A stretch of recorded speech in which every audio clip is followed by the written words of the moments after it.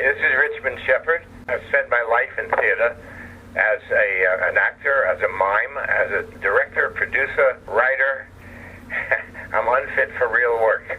But I've been a critic for over 20 years, first on the largest radio station in New York, WNEW, and now I'm on Performing Arts Insider and lively-arts.com.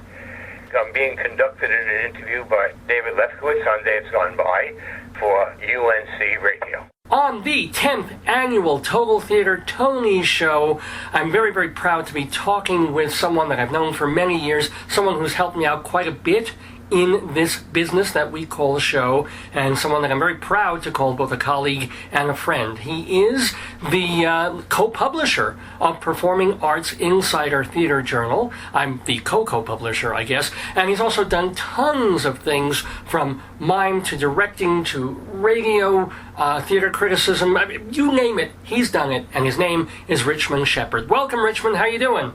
I'm doing good. How are you doing? I'm all right. How you been feeling? I know you had some medical stuff several months ago. Have you been good? But I found that I'm still dancing. All right. And dancing to the theater. How many times a year do you still go to the theater off and on and off Broadway? I go to maybe between 100 and 150 shows a year. I go 2 or 3 times a week. I try to see all of Broadway and much off-Broadway, and then I sometimes cover a cabaret or a dance concert. I'm having a good time. Well, wonderful time. And by the way, we should mention that you're what? You're 84 years old? No. 85. When did you, oh my God, when did you turn 85? In April. Oh, well, happy belated birthday to you, man. Happy. Thank you. To Richmond Shepard. And make us happy with your thoughts on the category of the Tonys for performance by an actress in a leading role in a play. The folks who are up for this prize include Tyne Daly for Mothers and Sons, Latanya Richardson Jackson in A Raisin in the Sun, Cherry Jones for the revival of The Glass Menagerie, Audra McDonald in Lady Day at Emerson's Bar and Grill, and finally Estelle Parsons for The Velocity of Autumn. Well, let's take them one by one. Richmond, what did you think of Tyne Daly in Mothers and Sons? I thought she was quite interesting, a little over the top. You know, I'm going to mention over-the-top performances in the list. Okay. That means they shout and scream and yell and run around and make a lot of noise. They chew up the scenery. It's very presentational when they do that. They are showing the character and the emotion rather than feeling it, rather than being it. Mm-hmm. So I thought Tyne was a little over the top. Okay. Not as bad as some of the others I'm going to get to. Oh boy. Well, what about Latanya Richardson Jackson in Raisin in the Sun? She's terrific. She's fine. Aha. Okay. Very good. What's the next one? Wow, that was quick. Cherry Jones for The Glass Menagerie. One of the worst performances I've ever seen in my entire life. Wow. She yelled. She shouted. She stomped around. And as we say, she chewed up the furniture. Now, it had no southern gentility. This is a play where the mother is southern gentility is her core. I like Cherry Jones. I've seen her in other things. I've given her good reviews. But in this, I blame the director for allowing that kind of runaway shouting and screaming for a woman of southern gentility. Whoa. I lived in the South at one time. I went to Emory University. My first wife was from Greenwood, Mississippi, and I lived with southern gentility for quite some time. And I even went to the old family plantation. So that's my life. Yeah. Well, what about Audra McDonald playing Billie Holiday in Lady Day at Emerson's Bar and Grill? She's great. She's terrific. Mm-hmm. Got the voice, got the energy, got the quirks of character. Terrific. Next. Whoa. Do you think she's going to win? What's the one thing we know for sure about show business? We don't know anything. You never know.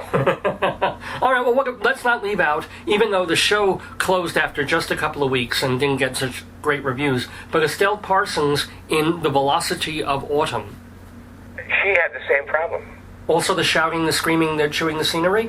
An expanded, exaggerated performance, which becomes, as I said, presentational, showing the character and emotion rather than being it. Okay, I confess I come from a Stanislavski background where you're supposed to experience the emotions of the character. But when you feel even if she felt the emotion, you don't blow it out of proportion and become, in a way, a caricature of the character you're playing. But isn't that kind of tough on a Broadway stage where there's 600, 800, 1,100 seats? I mean, you can do that in a 99-seat house or 200-seat house, but for Broadway, don't you have to be a little bigger than life?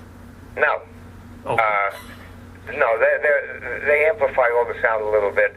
I saw Patrick Stewart and Ian McKellen Waiting for Godot and No Man's Land. And No Man's Land. And they talked to each other. And there were two human beings on the stage in the huge theater. Everything is slightly amplified a little bit anyway. And there was a gentleness in both of them, which it needed.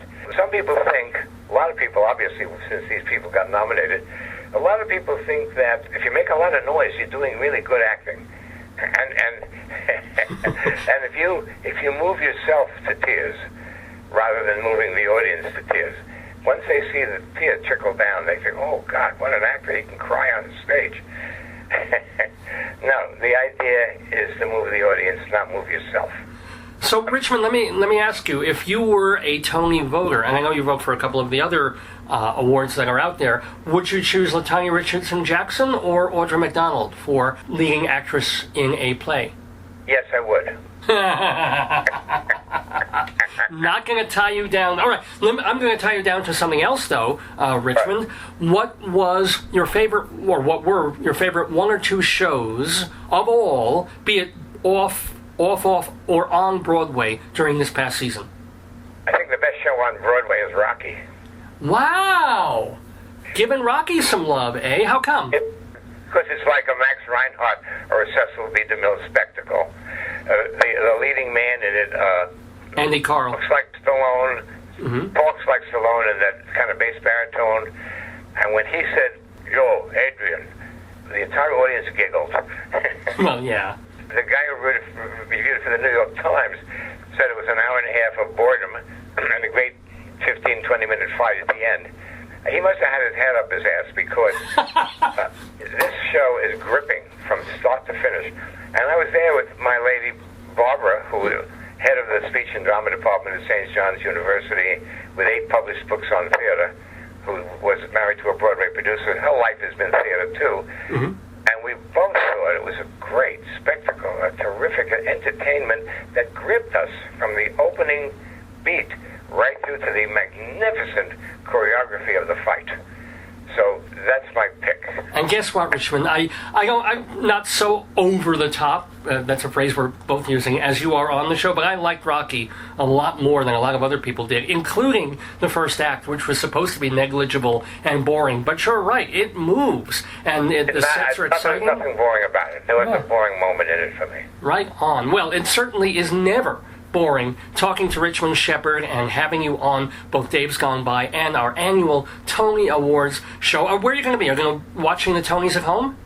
I'll probably, but if I watch it at home, I'll have a few people over and we'll have some food and some drinks and a lot of laughs. Well, I can't be there in person, but I would be there in spirit. Thank you so much. If the teleport machine gets fixed on your corner, come on over. Thank you, Richmond, and thanks for being with us. Thank you for calling me and getting my opinion. You bet. Bye-bye now.